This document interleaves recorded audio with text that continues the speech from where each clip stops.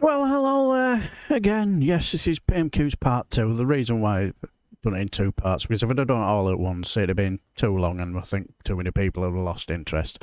But the reason why there's a second part is because after the opposition, leader of the opposition and Dame Blackford had their questions, so everybody else asked their questions, and, well, it got to a situation where the question needs to be answered. I don't think Lindsay Hoyle covered himself in much glory, because as they were answering questions, Caroline Lucas wanted to ask a question about the Russia report and how Russia had been trying to infiltrate British elections and stuff like that, and absolutely barracked and heckled and all that, and it came to Imran Hussain. Now, he's my MP actually, and again he did something that was really, really odd. Anyway, I'll let you get onto it and have a listen. It's really fascinating. It is 12:34. You're listening to James O'Brien on LBC, where the aftermath of PMQs, or at least the questions from Keir Starmer, have been followed by some rather strange scenes. Let's start with Caroline Lucas, the Green Party MP. Yesterday, when I asked the Prime Minister about Russian meddling in UK elections, he looked very shifty before claiming he wasn't aware of any. Yet, when he was Foreign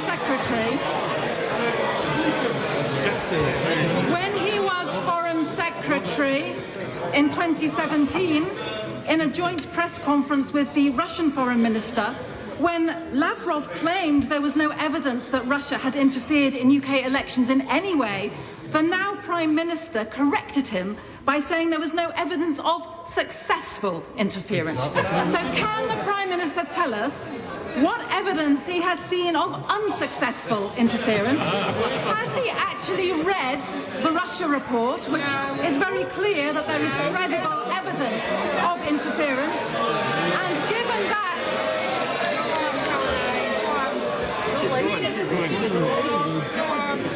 And given that, as his Defence Secretary said earlier this week, information is as powerful as any tank.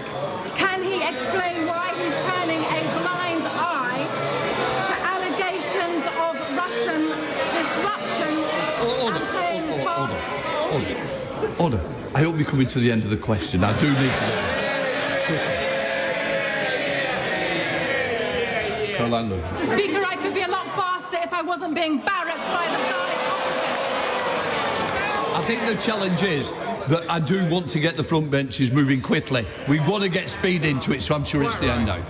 Given that, as his Defence Secretary said earlier this week, that information is as powerful as any tank, can he explain why he is turning a blind eye to allegations of Russian disruption?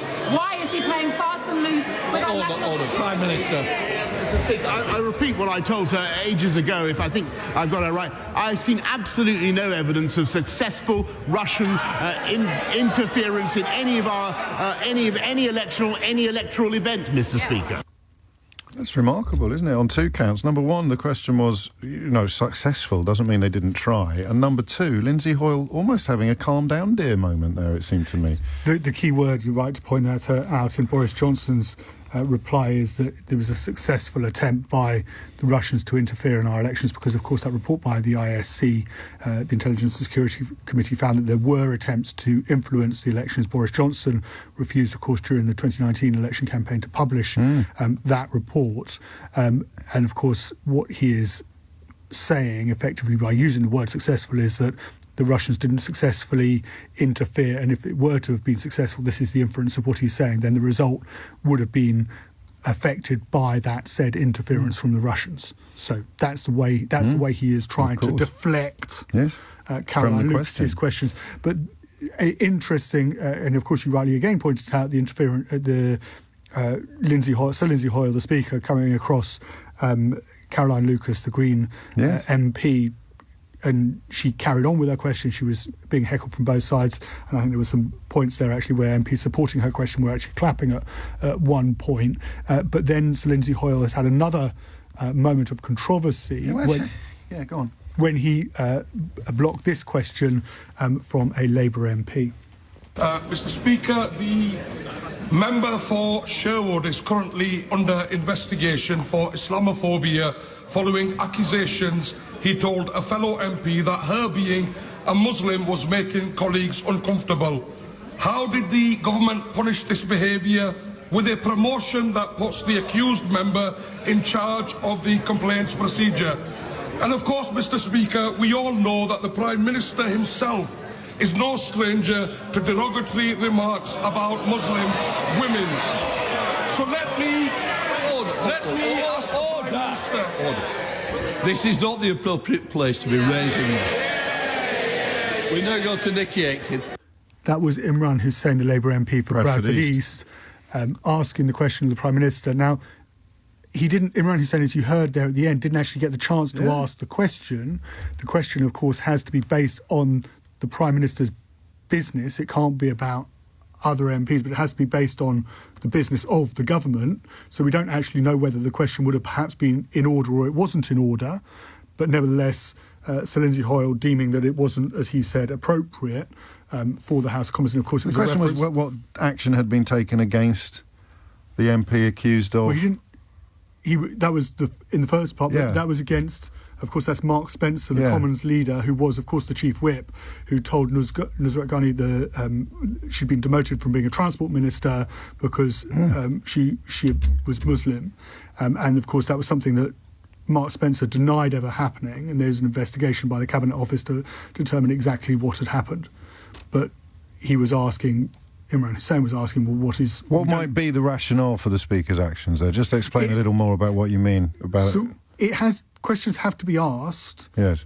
Within the rules of the House of Commons, they have to be asked about the business of the government. It can't be you can't simply ask a question. But that is the business of the government. It's the demotion of a minister because of her faith or because of how she looked. Yes. How can that not be the business of the government? We never got to the final part of the question. He wasn't allowed to. No. So how can he make any conclusion or make any judgment on whether or not it was prime ministerial business? And also, if the accusation has been made, and it's the Prime Minister's job to respond or punish accordingly. The Prime Minister, Lindsay, it may be subject to a point of order or another one, a debate in the House of Commons in the next couple of hours, but I don't expect it to go away. But I can't give you a categorical answer as to why Sir Lindsay Hoyle decided to intervene at that particular moment, and effectively and his intervention meant that he gave Boris Johnson a pass that he didn't have to answer the question. And the Caroline Lucas thing was remarkable as well. We moved on from that a little quicker than perhaps we should have done, because she was being barracked by Conservative MPs when asking a perfectly valid question. Yes. And rather than tell off the Conservative MPs who were barracking her, he sort of told her off for not hurrying up. Yes. So that's a very poor session. He's not having a cracking run of it at the moment, is he, Lindsay Hoyle? There have been, of course, previous questions about, and you talked about MPs feeling that they can't call out mistakes or comments that are made which turn out not to be true in the House of Commons. The use of the word liar has become particularly contentious. Yes. Of course, that is outside of the parliamentary rules. You can't use that word in the House of Commons. Even if it's demonstrably true. Yes. Yes, but you can't use that word in order to So it's never really been an issue before, has it? It's never been such... We've never seen such blatant lying from a Prime Minister against the background of it being against the rules to call him a liar. No, so ostensibly, ministers have always... You've always been in a situation where ministers have answered the question and the point they're trying to make is ostensibly true. And of course, we've now found ourselves in a situation where, on occasions, the fact stated at the dispatch box has turned out to be incorrect. And on this occasion, related to Roman Abramovich, it appears what the Prime Minister said yesterday is now going to have to be clarified in a written ministerial statement, which will go on the record in Hansard as a correction to what the Prime Minister said yesterday when he said that the owner of Chelsea Football Club had been subject to sanctions. That I think, goes under shambolic. I think he just wasn't bothered or wasn't aware properly and just wasn't really thinking or across his brief, as opposed to the lie about Jimmy Savile and Keir Starmer, which was shameless. It's always a choice, shameless or shambolic. And John Bercow, of course, spoke to us about that. Chris Bryant, of course, the Labour MP who raised the point of order and corrected what the Prime Minister said in the House of Commons, although the Prime Minister didn't walk out of the House of Commons, has made the point that it's taken a Russian billionaire to get the Prime Minister to finally come back to the House of Commons and correct the record. Yes. It's a bit cheeky of Chris Bryant, that. It's not as if the Russian billionaire has exerted any pressure upon Boris Johnson to do it, which is how the tweet could be construed. Yeah. But I mean, crikey, if you're not allowed to be cheeky, get arrested these days, you know, for being cheeky in this country. So, I mean, back briefly to the meat and drink of PMQs. It's a tricky one because Starmer clearly treating this as something that should transcend party politics and point scoring. Yes. Boris Johnson claiming or stating that he's very grateful to Keir Starmer for treating it as something that transcends party politics and point scoring, and then inevitably, perhaps, given who we're talking about, engaging in party politics and point scoring. Well, there were two points Keir Starmer was, from listening to his 6 questions, he was trying to get across. The first is to be statesmanlike, to show to the country, but also to his own MPs, that he can raise his game to that level of being the Prime Minister in waiting, to appear as the Prime Minister in waiting.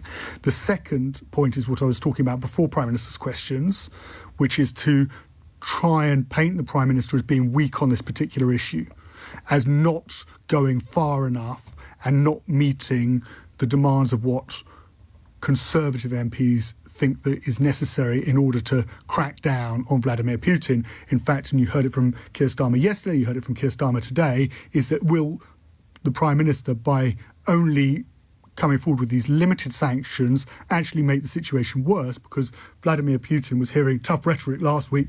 One steel toe cap in Ukraine territory. We're going to see a raft of sanctions. Like a ton of bricks. And then we've only ended up with 5 banks and 3 oligarchs facing particular sanctions.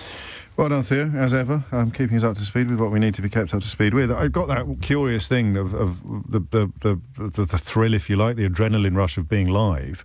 So I don't want to say much about that Muslim women comment, because maybe there is something we're both missing that justifies Lindsay Hoyle's statement that the House of Commons is no place for that sort of question. But I can't think of it. I can't currently think that there is. So we're in the same. If there is, then I'll go away. I'll have a little look and I'll update Sheila or Eddie later on. Well, hang on. You can have a quick look and update me. Okay, I'll go away. Okay, Sheila and Eddie, all the good stuff. So, yeah, I'll keep it brief. So what do you think? Did he have an absolute howler? Did he get it right? I don't know, but I thought the way he handled the Caroline Lucas situation was very cracking, wasn't it? Didn't sound good. And the same with the Labour MP, Imran Hussain. It was I'm not sure if he's got that right. Now, did Lindsay Hoyle have a point? Now, I've not heard anything to contradict whether he had got it right or not. So if you think he was right, just let me know. I don't know, but did Lindsay Hoyle have a howler, or was he bang on the money? What do you guys think? Right, I shall leave the video here. Until the next time, I shall bid you farewell and take care.